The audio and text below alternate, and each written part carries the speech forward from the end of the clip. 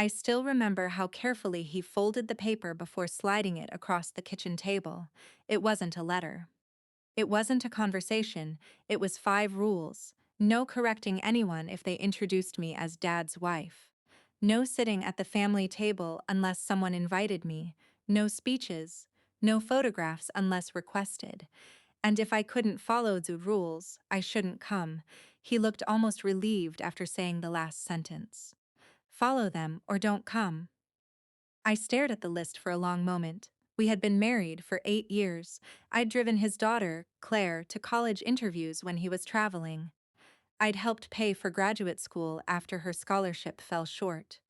I remembered late-night phone calls after breakups, emergency dentist appointments, and holidays where I quietly cooked while everyone else laughed in the living room. None of that appeared on his list. I smiled. He frowned, almost disappointed that I wasn't arguing. That afternoon, I booked a week in Hawaii. For the first time in years, I planned something entirely for myself. Before I left, I wrapped one final wedding gift. Inside was a leather-bound photo album, not of me, of Claire. Her first apartment, her graduation, the rescue dog we adopted together while her father was overseas, the tiny business she dreamed of opening. Birthday dinners, hospital waiting rooms. Every photograph I'd taken, because I was usually the one behind the camera, tucked into the last page was a handwritten letter. I told her I had never expected to replace her mother. I only hoped that, over the years, she had felt supported. I wrote that families become complicated, and sometimes people protect peace by becoming invisible. I admitted I had finally realized invisible wasn't where I wanted to live anymore. I wished her a marriage built on respect instead of conditions. Then I signed it simply, with love, Emily. No accusations, no blame, no mention of the rules. The package arrived the morning of the wedding. By then I was standing barefoot on a beach watching waves roll onto warm sand. My phone stayed mostly silent until late afternoon. Then it rang. It was Claire. I almost let it go to voicemail. Instead, I answered. She wasn't crying. She sounded stunned. Did you really keep all of this? I kept the moments that mattered. She was quiet. Dad said you never wanted to be involved. I looked toward the ocean. I figured one day you'd decide for yourself. Another silence. Then she whispered, I opened your gift in front of everyone. I hadn't expected that. My grandmother asked who made the album. What did you tell her? The truth. She inhaled shakily. I couldn't remember taking half those pictures because you were always the one behind the camera. I closed my eyes. Sometimes the people doing the quiet work disappear so completely that others mistake their absence for indifference. Claire continued.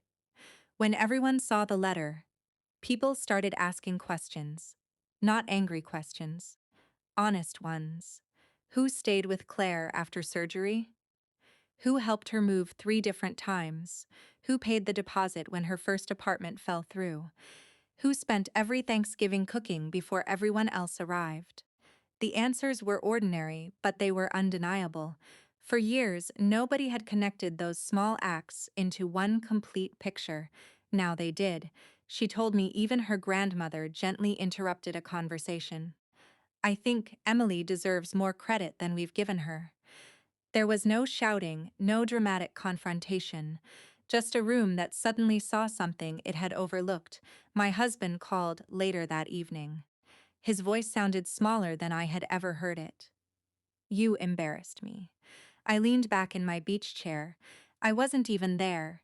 He didn't answer because there wasn't an argument left to make. Weeks later, when I returned home, Claire asked if we could have lunch. Just the two of us. She apologized, not because someone demanded it, but because she had finally compared stories instead of accepting one version. She admitted she'd mistaken my silence for distance. I admitted that I had hidden inside that silence for too long. Neither of us pretended the past could be rewritten. Trust doesn't return because one conversation goes well. But honesty has to start somewhere.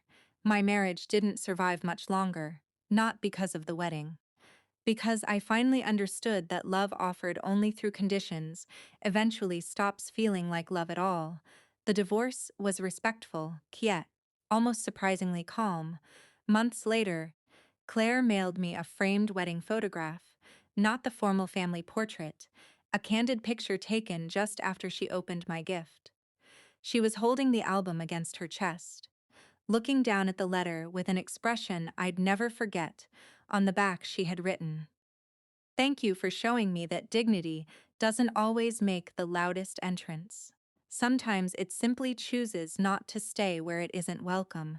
That frame sits on a shelf in my living room, not as proof that I won, but as a reminder that choosing yourself isn't an act of revenge. Sometimes it's simply the first honest decision you've made in years.